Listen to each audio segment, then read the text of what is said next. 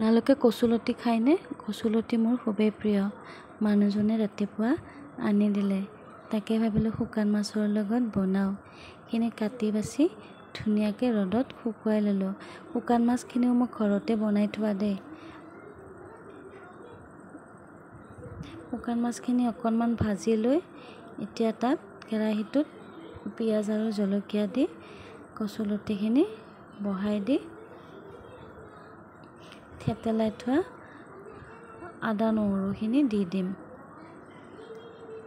এতিয়া আন্দাজমতে তাত নিমখ হালধি দি আকৌ সৰু সৰুকৈ কাটি থোৱা বিলাহীখিনিও দি দিম। লগতে জালুকৰ গুড়িও দিবলৈ নাপাহৰিব দেই। কচুত জালুকৰ গুড়ি অত্যন্ত প্ৰয়োজনীয় বস্তু। এতিয়া এইখিনি ধুনীয়াকৈ লাৰি অকণমান সময় ঢাকি থৈ তাৰপিছত শুকান মাছখিনি দি দিম।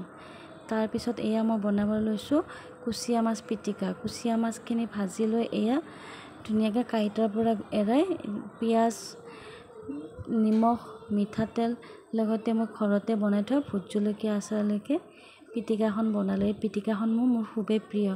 মই থলুৱা আঞ্জা খাই খুবেই ভাল পাওঁ। মোৱা মাছ কুচিয়া মাছ এইবোৰ মোৰ খুবেই প্ৰিয় আৰু পিটিকাখনো ভাল লাগে। এয়া এইখিনি মই নমালোঁ কচুখিনি। নমাই এতিয়া আহকচোন আমি আজি দুপৰীয়াৰ থালিখন ৰেডি কৰোঁ।